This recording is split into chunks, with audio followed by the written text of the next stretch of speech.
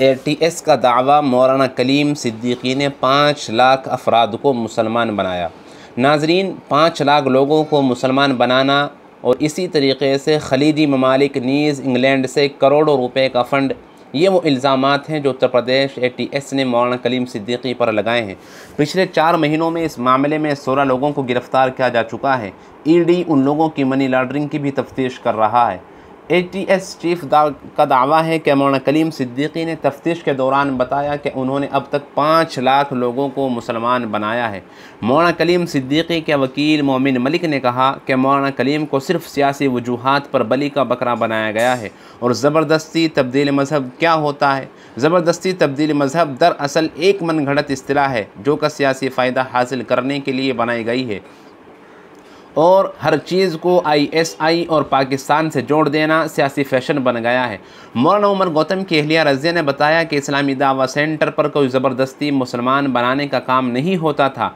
ये सेंटर सिर्फ़ उन लोगों को कानूनी मदद फराहम करता था जो लोग पहले ही मुसलमान हो चुके होते थे। जब कोई हमारे पास आता था तो हम उन्हें सेल्फ़ डिक्लेरेशन फार्म देते थे।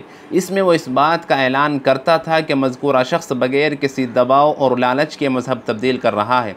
ये फार्म जब मजिस्ट्रेट के पास जाता था और वहाँ से अटेस्ट होने के बाद ये फ़ार्म काजी साहब के पास आता था, वो सर्टिफिकेट जारी करते थे, जिसके बाद मज़कूरा शख्स कानूनी तौर पर मुसलमान हो जाता था।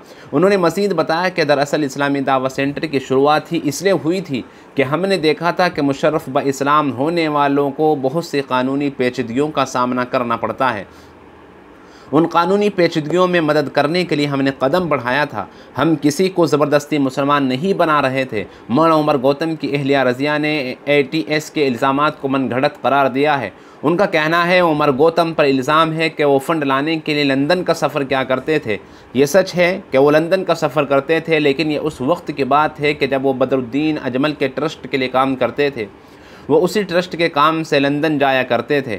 इस्लामी दावा सेंटर का क़याम 2010 में अमल में आया और 2010 के बाद से वो एक बार भी बरतानिया नहीं गए।